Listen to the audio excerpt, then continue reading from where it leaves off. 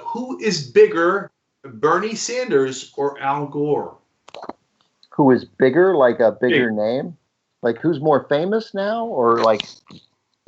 Yeah, I don't want to say more famous now because that skews it a little bit.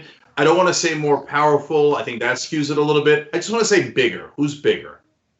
I don't know, internationally or national or domestically. I'll open that one up.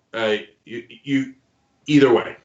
All right, I have my answer. I've filed it. I have my answer too. Yeah. Michael, your answer is Bernie Sanders. Yeah, it's Bernie Sanders. I mean, it's just that's interesting.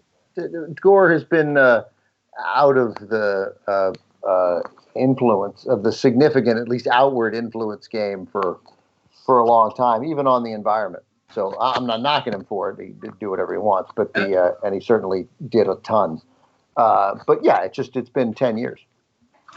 Okay, so that's now, and I assume international skews more towards Gore than it does Bernie, because the movie and the environmental movement that's so international, etc.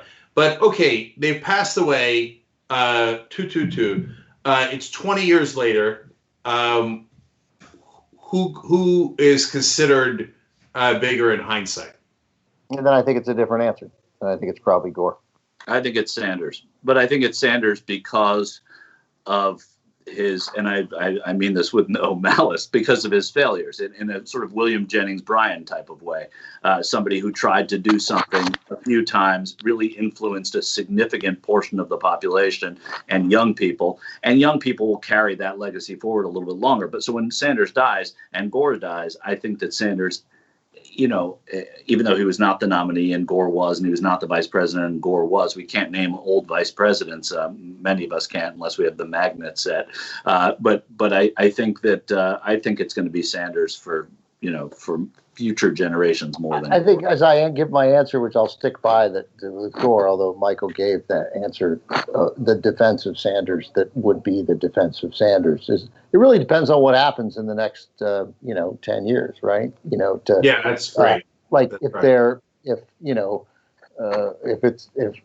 it's President Ocasio-Cortez, then Bernie Sanders is going to get a huge obit, right?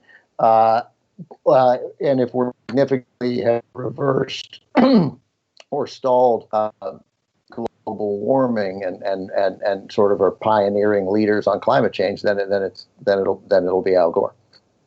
Yeah. So we can't take anything that they're going to do in their lives going forward. But even if you just stop the clock now, I would have said Gore for a long, long time. Right now, I think I'd maybe by an inch I'd say Sanders. But because I suspect that the progressive movement will continue to get larger, and Bernie Sanders is the godfather of the progressive movement, and that's such a, I hope, large movement in the country, that that becomes bigger than Gore being vice president and the environmental movement, et cetera. But I think the vice president part is fairly minor to his legacy. Yeah. It's all the environmental movement and the notion of maybe America's first sort of stolen lower S election. If current TV were still on the air, then it would be Bernie Sanders. Definitely, no question about that.